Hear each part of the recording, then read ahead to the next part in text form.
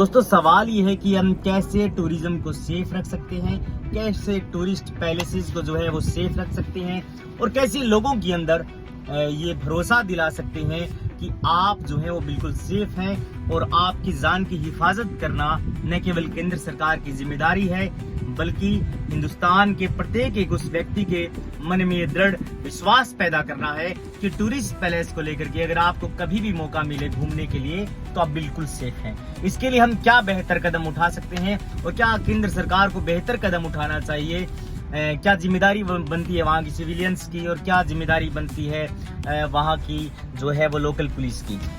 तो दोस्तों नमस्कार, मेरा नाम दीपक कुलड़िया है, मैं पेशे से एडवोकेट हूँ और भादरा सेशन कोर्ट में वकालत करता हूँ।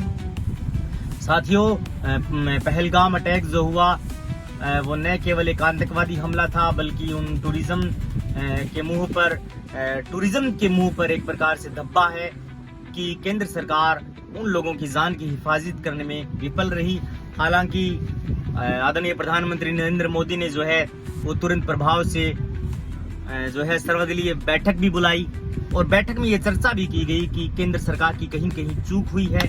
हम आज उस बात को लेकर के चर्चा करेंगे, हम टूरिज्म की कैसे हिफाजत कर सकते हैं, हम कैसे लोगों की जान की हिफाजत कर सकते हैं।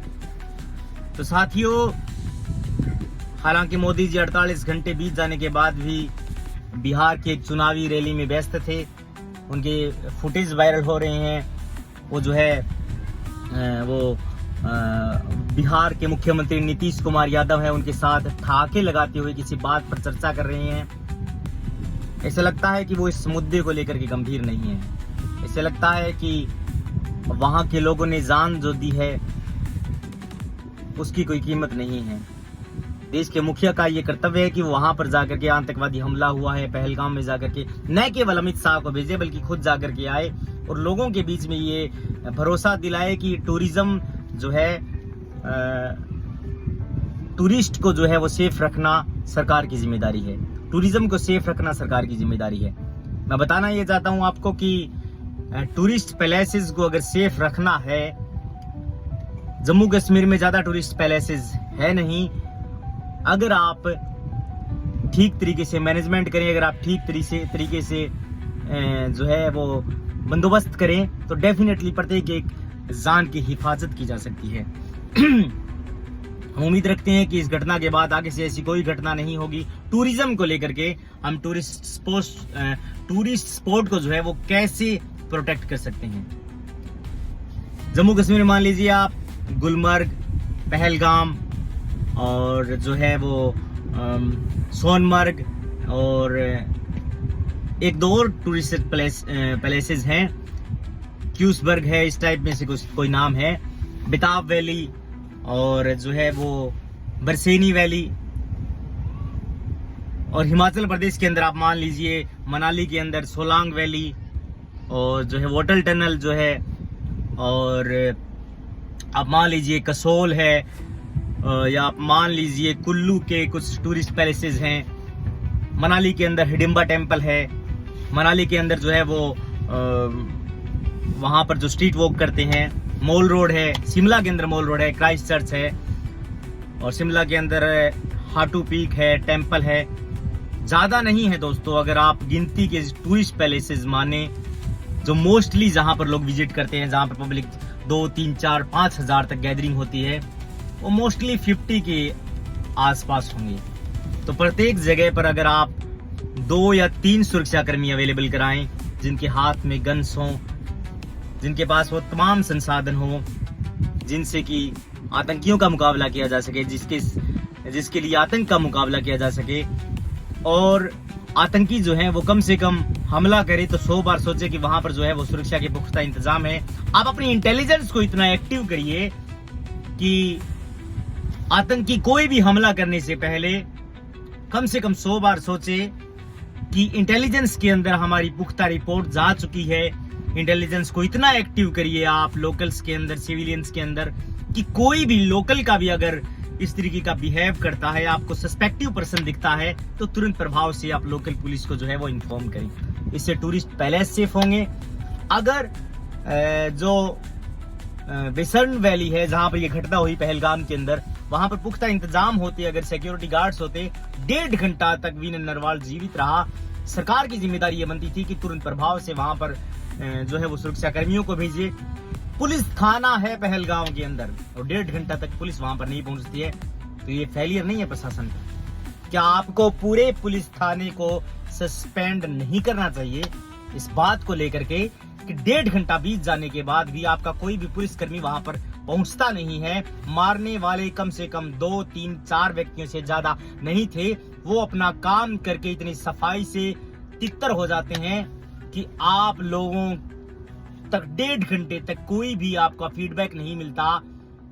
वो लड़की जो नई नवेली दुल्हन थी, वो हनीमून बनाने के लिए वहां पर आई थी और कोई पुलिस वहां पर नहीं पहुंचती है उसकी ढांढस बंधाने के लिए।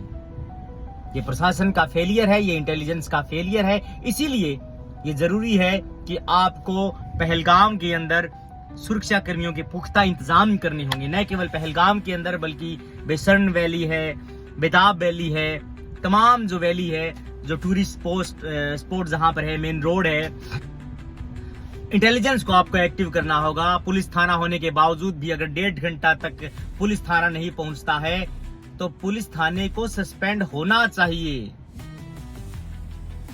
ये पुलिस का काम था कि वहां पर पहुंचे, सिविलियंस के बीच में पहुंचे, अटैक हुआ है वहां पर पहुंचे। क्या आपकी इंटेलिजेंस इतनी ज्यादा फेलियर है कि घटना होने के 1.5 घंटे बाद भी आप नहीं पहुंचते और मीडिया पर खबरें चलने लगती हैं और आपकी जो है वो कानों में जू नहीं रेंगती कि पहलगाम के अंदर अटैक हुआ है और वहां पर पुलिस को बिल्कुल पहुंचना चाहिए। इसलिए मैं उम्मीद करता हूं कि पुलिस थाने को जो है वो तुरंत प्रभाव से सस्पेंड कर दिया जाना चाहिए, या फिर अपने इंटेलिजेंस जो फेलियर हुई है आप उनकी ट्रेनिंग के लिए खर्चा करिए साहब। क्योंकि आपसे उम्मीद करते हैं लोग कि अगर महंगाई इतनी बढ़ गई है, तो बाबा रामदेव जी भी कह रहे थे कि क्या करें, सीमाओं के अंदर इतना तनाव है कि हमें सोल्जर्स के ऊपर खर्चा करना पड़ता है, आर्मी के ऊपर खर्चा करना पड़ता है। लेकिन आप तो जो है वो अग्निवीर योजना के लेकर के गंभीर है, जो 4 साल के लिए कोई भी फौजी बनता है। आप आर्मी के प्रति गंभीर नहीं, अगर गंभीर होते तो पहलगाम जो है वो अटैक नहीं होता। अगर आप वहां पर लोकल पुलिस के द्वारा 4 गनमैन जो है वो सिक्योरिटी गार्ड अगर वहां पर पब्लिक की हिफाजत के लिए आपने छोड़े होते, तो आतंकी वहां पर हिम्मत नहीं करते कि किसी भी सुरक्षा कर्मी के साथ पंगा मोल लेकर के वो लोगों को जान से मार सके। इसलिए थैंक यू दोस्तों। मेरा ये मकसद इस वीडियो बनाने का ये है कि प्रत्येक टूरिस्ट पैलेस के ऊपर जो है वो अपनी इंटेलिजेंस को एक्टिव करिए। प्रत्येक टूरिस्ट पैलेस के ऊपर जो है वो अपने गार्ड सुरक्षा कर्मी जो है वहां पर पब्लिक प्रोटेक्शन के लिए आप जो है वो छोड़िए। वहां पर डेफिनेटली कोई भी अटैक जो है करने से पहले आतंकी को ये सोचना होगा कि वहां पर पुलिसकर्मी है और सुरक्षा के पुख्ता इंतजाम हैं। उसके बाद भी अगर कोई घटना होती है तो कम से कम हमें इस बात को लेकर के सब्र तो होगा कि वहां पर केंद्र सरकार हमारी हिफाजत के लिए उन्होंने वहां पर गार्ड छोड़े हुए थे। उसके बाद भी आतंकियों ने अगर हमला कर दिया तो ये अनफॉर्चुनेटली एक घटना है, और उसको बेहतर बनाने के लिए, प्रोटेक्शन को बेहतर बनाने के लिए हमें क्या करना है वो आगे की कड़ी में सोचने की जरूरत है। लेकिन सबसे पहले आपको इंटेलिजेंस को एक्टिव करना होगा। जो इंटेलिजेंस जिसके बारे में कहा जाता है कि अगर आप किसी भी सड़क के कोने भी के अंदर चर्चा करते हो तो वो इंटेलिजेंस तक बात पहुंच जाती है। सभी पुलिस थानों में इंटेलिजेंस होती है।